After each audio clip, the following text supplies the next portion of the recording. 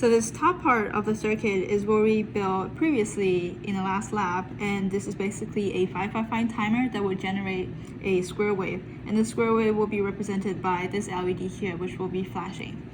And these parts are the new parts of this lab. So there are two switches. This is switch 1, this is switch 2. And the status of switch 1 will be represented by this LED. We can see that here is connected resistor and LED. So if switch 1 is on, this light will turn on as well. And here we see we're using this quad AND gate here, and here we're using one of its AND gate, which we can see on the left top here. So there are two inputs. So the first two pins here are the two inputs, and the third pin is the output. And the output is connected to the resistor and the LED. So then so the LED will reflect the output of this AND gate. And the two inputs of the AND gate, one of them is the output of the 555 timer, and the second one is controlled by these two switches.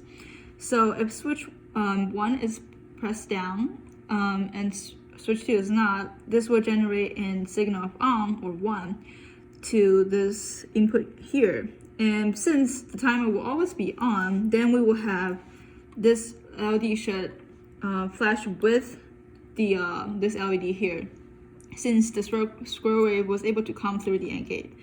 And if the second switch is pressed down while the first one is not, that means that we're sending a signal of off or 0 to the AND gate, and this will be off and this will be off as well.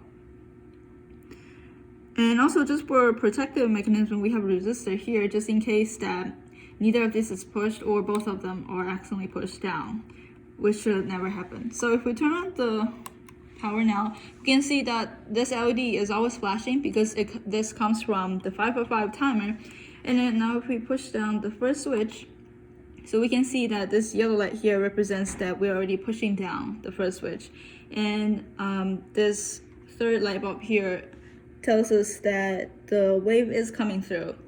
And if we push the second pin, it's the second switches, we're sending a signal of off, so this should not light up, neither is this.